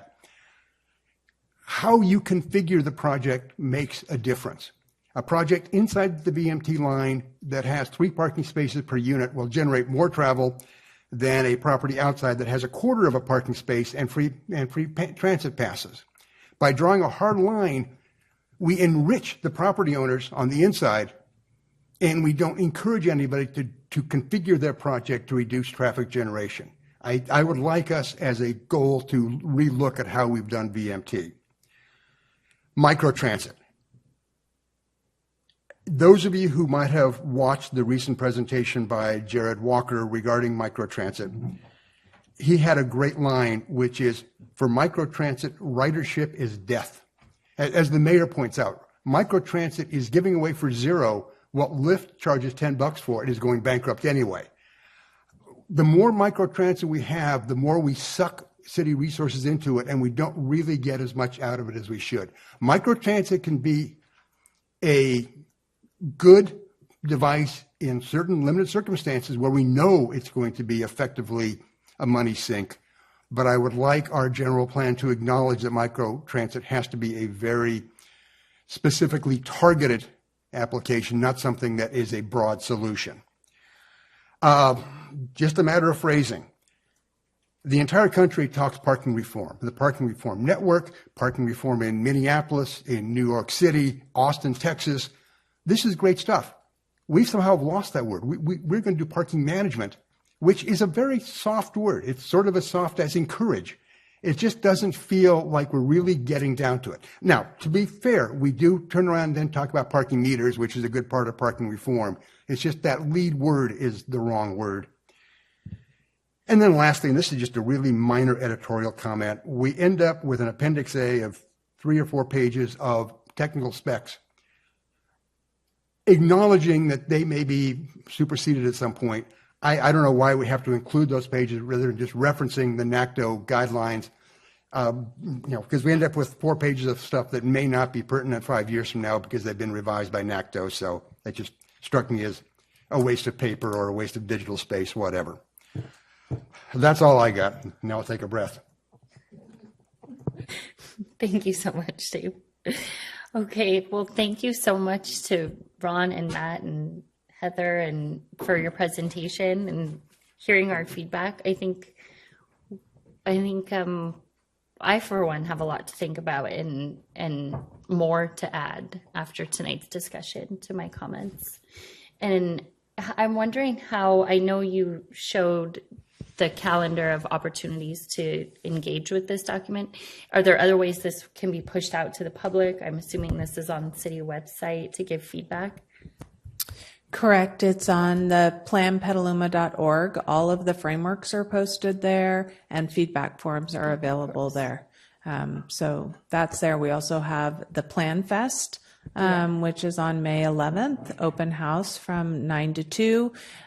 Each of the frameworks, there's going to be a station with some boards. For each of the frameworks, there's going to be both consultant team members there who have that background technical expertise. We're part of writing them. It's going to have staff there that were part of reviewing them, as well as some GPAC members who were part of that process too. So an opportunity to come ask more questions, look at specific sections, make comments. That's another way to participate. That's perfect. Thank you so much. At this point, we're going to recess and let transit step away and invite Kelly Bond back in. Thank you all so much.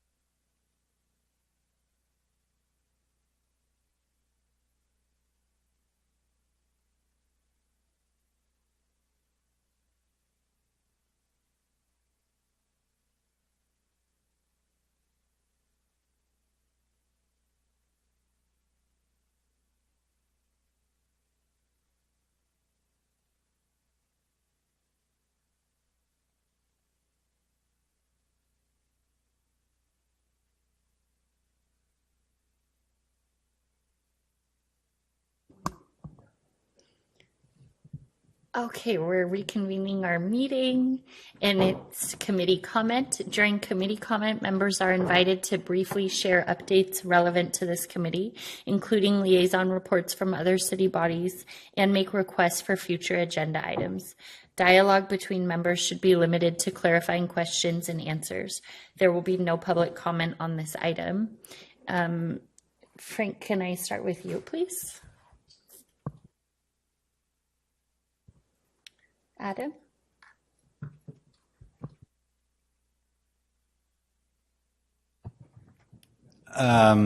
Yeah, let's see. I'm just trying to scan my comments real quick. I think I have no comment.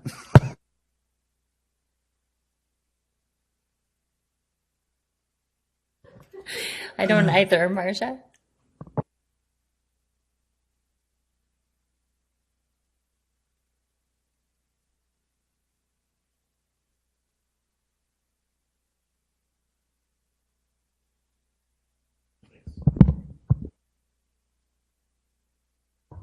Okay, I just wanted to promote that Keller Cowork is going to have an Energizer station on Bike to Work Day, and I'll be there, so come say hi, just as another plug for you, Eris. And I don't have much more detail, but Keller Cowork.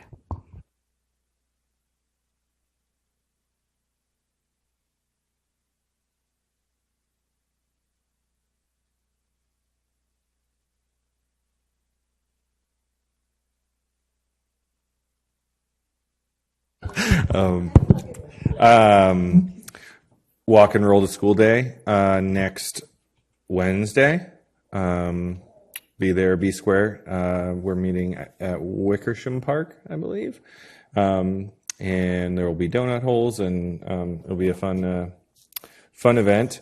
On Wednesday night of next week, Know Before You Grow is having a session on housing, which doesn't necessarily tie into this, but I think it's really going to be an interesting thing. It's with Chuck Marone from Strong Towns. Should be interesting interesting topic. And then next Monday, the council is going to be having a workshop on the proposed Howard Street improvements. And so we're going to be actually able to add parking if all things go as planned, which is a nice breath of fresh air coming off of recent situations. That's all.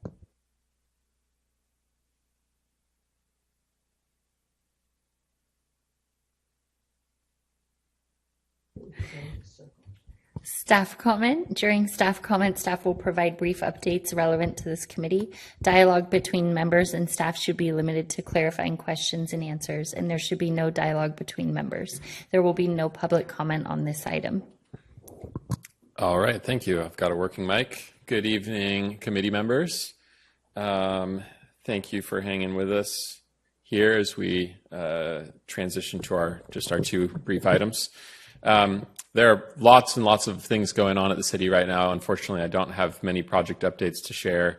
Did send out a message a while ago about the recent upgrades that our wonderful public works crew completed at the community center. You can see there where we had the wave racks, and so they expanded that concrete pad. We're able to significantly increase the bike parking capacity, put in our much better, more accessible and accommodating bike racks, and also added one of the repair stations donated by the Petaluma Leadership Academy. So really excited to see that, and you'll continue to see bike racks popping up throughout the city as we go through the spring and summer months. I'll also just note the Maria Drive improvements project is now under construction. Don't have a slide on that. I'll try to bring back more information to share next month. But if you're out on Maria Drive right now, you will see lots and lots of curb ramps being constructed, and some sidewalk improvements throughout the corridor. So they're going through right now and doing all of the concrete work. And then they'll be following up with utility work, and then lastly, paving. And a brief recap of our April 8th City Council meeting, because we had a lot of PBAC related items on the agenda that evening.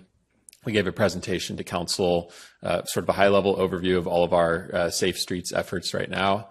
We awarded our on-call striping contract, which we are excited to begin utilizing to more efficiently deliver quick build and other striping, improved roadway striping signage projects throughout the city.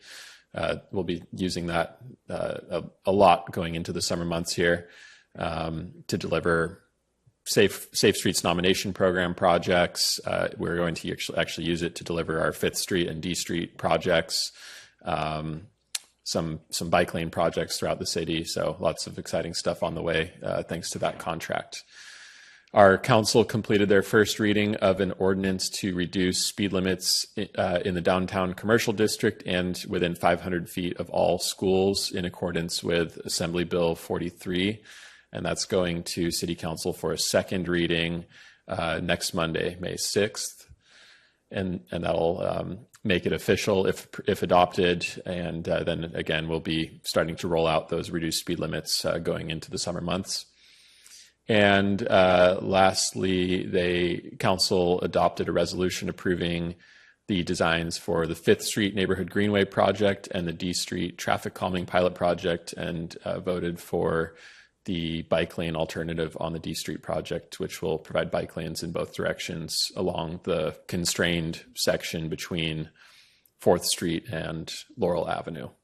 And so both of those projects will move towards implementation this summer. Tons and tons of things going on in May. It is Bike Month, and so very fitting that we have a combination of lots of fun events and opportunities for people to have their voices heard, advocate for, or provide feedback on items that involve walking and biking.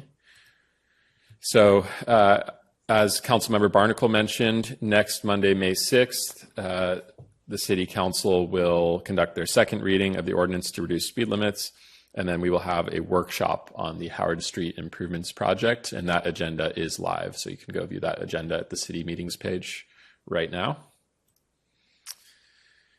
2 weeks after that, Monday, May 20th at 5 p.m., the Council will have its budget workshop for the city's operating and capital budgets for fiscal years 2024, 2025.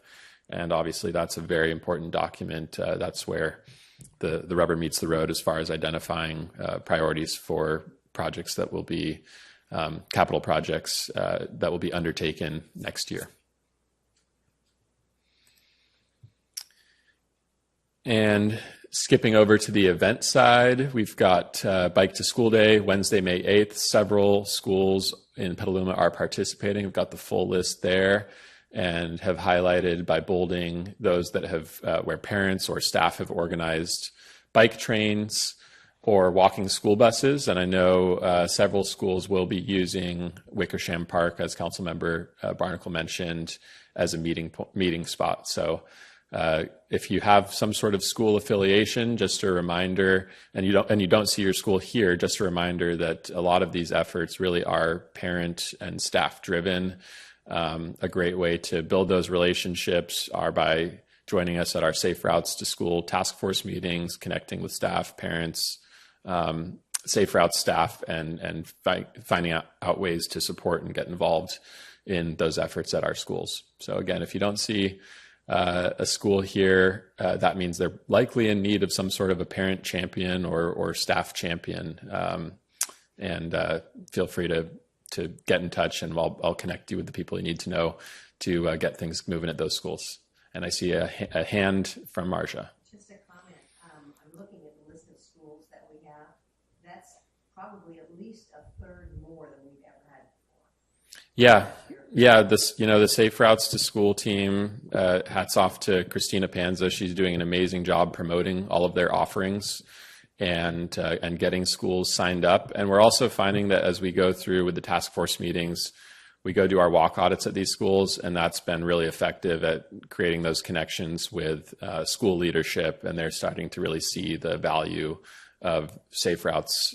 They're learning about what Safe Routes has to offer, and also obviously signing up especially I think next year we'll see a lot more participation because we're making those connections. And this was already discussed quite a bit, just the reminder about General Plan Fest, May 11th, and that will be 9 a.m. to 2 p.m. At the fairgrounds in Beverly C. Wilson Hall. Exciting to start to see the fairgrounds site be used for city meetings and public events of this nature. And if you arrive before 10 a.m., you will get to see the sheep and goats make their way down D Street to the River Park for the Transhumans Festival. So maybe an incentive, especially if you've got kids, to come out before 10 a.m. I know my toddler is really into sheep. Bike to Work Day, Thursday, May 16th, and sounds like we now are up to 4 Energizer stations in Petaluma. So our city team will be over in our usual spot at the community center on Lynch Creek Trail. I know there's a station organized at the Downtown Smart Station. I believe that might be Safe Streets Petaluma, Keller Street Co-work. I just added that. Thank you, Kelly. And Walnut Park. And I will send out an email later this week asking for any volunteers from PBAC if you'd like to join me out that morning to greet folks and represent PBAC at our Energizer station. Our next Safe Routes to School Task Force meeting is Thursday, May 16th. The reminder, we meet third Thursday of every month at 4 p.m. The locations have been moving a bit due to community center renovations that are underway right now. So we will be actually at the Miwok campus. We just completed our walk audit of the Miwok school area yesterday. So we'll be reporting back out on that walk audit on May 16th. And then our final walk audit and task force meeting for this school year will be on June 20th, focused on Casa Grande High School. Will likely be at Casa Grande, but I just don't think we've confirmed that yet. And then we're going to take a break for just for the month of July, and then we'll be back at it in August. I believe our first schools up for August will be Valley Vista and Petaluma Junior High, and I suppose also the Spring Hill campus there. And we'll release that full schedule probably sometime in July or August as we get closer to next school year. Cool Petaluma is holding their Climate Resource Expo on Tuesday, May 21st at the Expo Hall at the fairgrounds. It's a really cool event. They have lots of folks, local organizations and vendors come and share all of the work that they're doing in the community that's in some way touching on addressing our climate emergency, and always a very family-friendly event with food and crafts and things to do for kids. We've got the link there. And we are going to be holding our second community workshop focused on the 101 Crossing study right here, Wednesday, May 29th at 6 p.m. in City Hall. And this will be a really exciting meeting because we'll actually have some concept plans, ideas to share on each of the 4 crossings. Again, those are the Corona Road overcrossing, Rainier Avenue undercrossing, Lynch Creek Trail crossing at North McDowell Boulevard, which is shown here, and the Mackenzie Avenue overcrossing. So we'll have some, at our first meeting back in February, presented some opportunities and constraints at each location and got ideas from community members. At this one, we'll be able to share some more concrete ideas around what it would take to improve each of these crossings, both near and long term. And our upcoming agenda items, targeting hopefully next month for an overview of all of the grant activity. There are a lot of grant applications that have either recently been submitted or are upcoming. And so want to make sure we get PBAC engaged in all of that work, and nothing else here really to highlight. At some point, we will be bringing that 101 Crossing study to PBAC for your feedback, but we'll figure out a time when that makes most sense to get your eyes on it. And would be happy to take any new items that you would like to maybe add to this list if anyone has any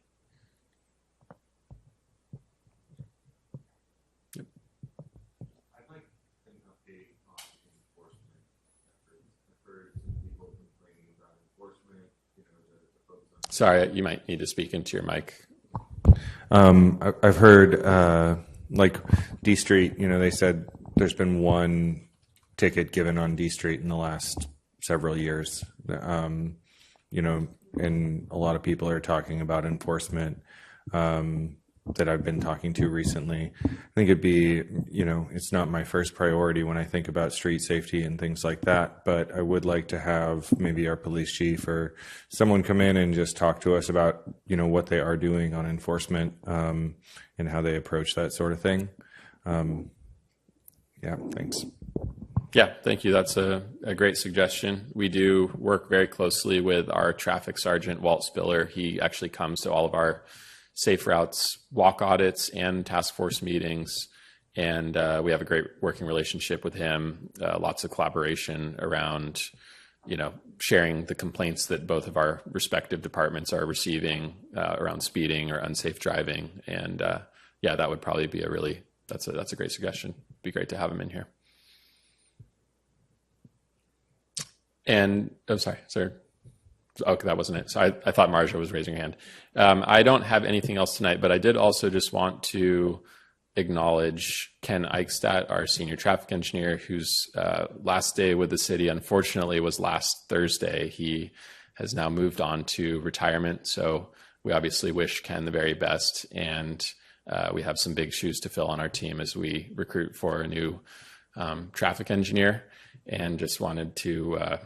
obviously I know Ken was very involved with this committee, but it's something that we spoke about internally at the city. He obviously got a lot of praise from our leadership and staff here, but he really was the right person to have at the city at a time when we really started to emphasize and focus on pavement quality, safe streets, Vision Zero, complete streets, all of those efforts. So as there's a pun, obviously, that Ken really helped us pave the way here. So, is there any gathering for him? We already had one, although I think I wouldn't be surprised if Ken shows up at some community events in the coming weeks, including maybe the first Friday at 5 bike ride, and I would be happy to share his contact info if anyone wants it. Thanks.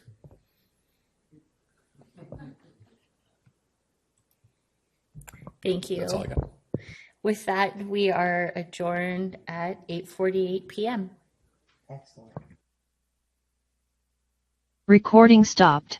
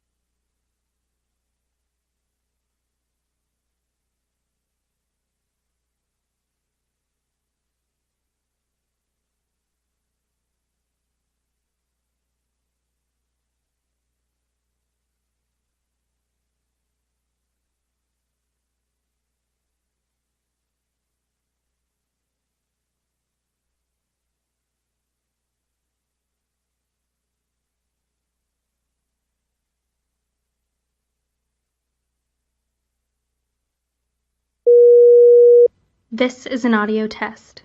Please remain silent for the best results. This test is designed to ensure the best audio quality experience during your Zoom meetings. Once the test is completed, you will see the results on the screen. Thank you.